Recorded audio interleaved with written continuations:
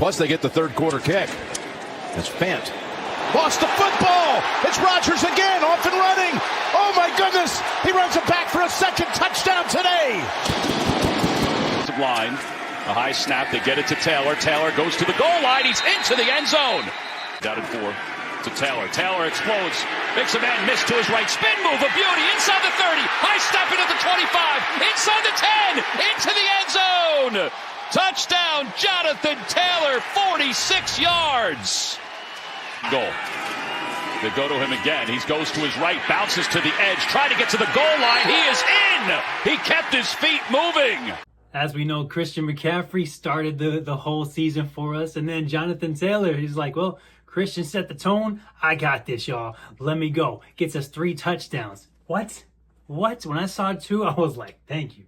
And then I look at the end, he got 3. I'm like, man, this man was like, I got this whole team. He puts him on his back and everything.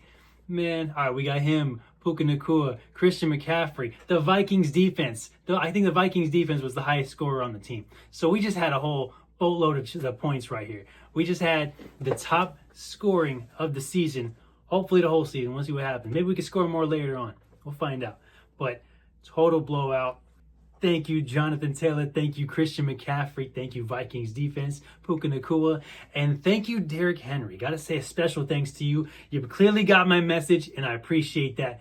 Thank you, brother. Thank you for taking it easy on us. Thank you for taking the week off. 1 touchdown. Like I said, no problem. Thank you for that.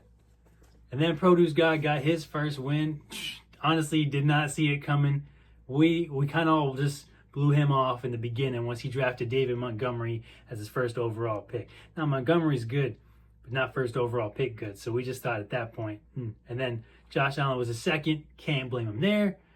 That's his favorite player, number 1. Number 2, it's the top quarterback. You want to get one, you get it early. Otherwise, he was going to get taken later that round. So he had to give him number 2. And then, the rest of his team's just starting to have. Mark Andrews, was it 2 touchdowns? So, his team just blew up. So, George, my brother, got his first loss on a random week like that. That's how it goes. That's why fantasy can be a heartbreaker. You can't come in here sensitive. You got to be able to take these kind of times, man, because these tough times come out of nowhere. Tough times don't last, but championship belts do. So, let's keep that in mind. So, next week, we got 2 undefeated teams left. Yours truly, the People's Team, and then that one guy, Chandler, the guy from Tennessee. So we're going to see who gets this victory. All right? I just beat him in another league that we're in together. I beat him in that one. Hopefully I can make a clean sweep, get him in this one too. We're definitely going to need to do quarterback, though, because Dak Prescott's not helping us out anymore. Right? And now that CD Lamb's out for a while, they say 2 to 3 weeks, but I'm going to tell y'all right now, if you got CD Lamb on your team, a high ankle sprain, don't expect any earlier than 4 weeks. 6 weeks is pretty normal for a high ankle sprain. I've seen enough of those. So just a warning to anybody else that has CD Lamb. If you have somebody else in another league that has it, you want to go trade for them, I give it a couple weeks until they find out that news and then try to trade for them. The good news for quarterback, I also have Daniel Jones on my team. Obviously, this is a comeback year with the Indianapolis Colts. He got a good team with him. He's on the right team for who he is as quarterback. He's not the best quarterback of all time or nothing, right? But he's doing good. We're going to put him up in the lineup, so he's going to start for us next week because Dak Prescott, you got to earn your way back up, buddy. You had 2 interceptions. You can't try to take us down. Good thing we had everyone else picking us up because come on, man. I gave you a chance. I took you when nobody else did. How could you try to let me down like this? Heartbreaking, man. We'll see if you're on the team next week, all right? I'm just going to leave it there, all right? We don't play around like that. 2 interceptions. Come on, man. And man, Mr. Pure Dumb Luck would have had that pure dumb luck this week if CD Lamb didn't get hurt, but the pure dumb luck went the other way. CD Lamb got hurt. It got him 0 points. That was basically what won it for the other guy, Chandler, my opponent next week, which is the reason he's undefeated right now. I'm going to give that excuse to him right now, buddy. Yeah, I'm not going to let you have that like you earned it or nothing, You got lucky. Pure dumb luck, just like he says. Now we got on the waiver wire, we got Trey Tucker, blew up at 3 touchdowns, also got about 40 points. Everyone's going for him. I'm going for him, but I know I'm not going to get him because being at the top of the food chain, you don't get the first waiver. And I know somebody else is already going to take him. But I'll try anyway. It won't work, I know.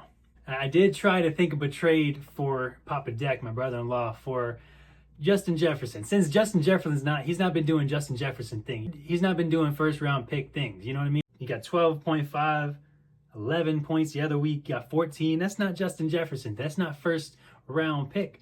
You know what I mean? I mean, we probably know he has more coming, but his team's been just getting damaged over there. Now you got Jordan Addison about to step in, so less reason for a target for Justin Jefferson because Addison's good. You got him, Thielen. You got that stud TJ Hawkinson. So you got a whole team over there. And you got Jordan Mason, who's actually a very good running back. Now he's starting it off. He's already shown what he can do. So who knows what Justin Jefferson's going to do. But I would trade him because of his floor. If 10 points is his floor, I'm okay with that if he gets that more often than 20.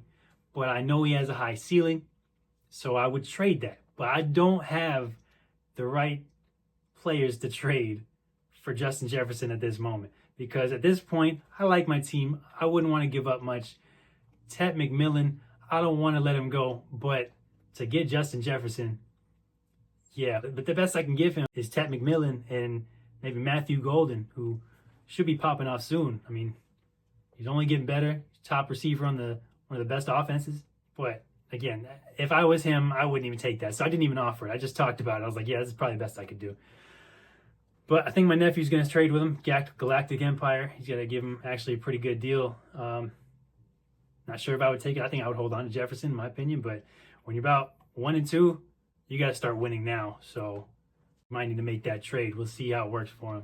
I'll keep you updated. If there's a trade, I'll let you guys know. One of the best things about getting the highest scoring team for the week is we got John Cena ready to say this again. The champ is here. I love when he says that. Thanks, John. All right, guys. I'll see you next week. We know it's got Showtime versus Chandler. Let you guys know who wins. Thanks for staying. Thanks for watching.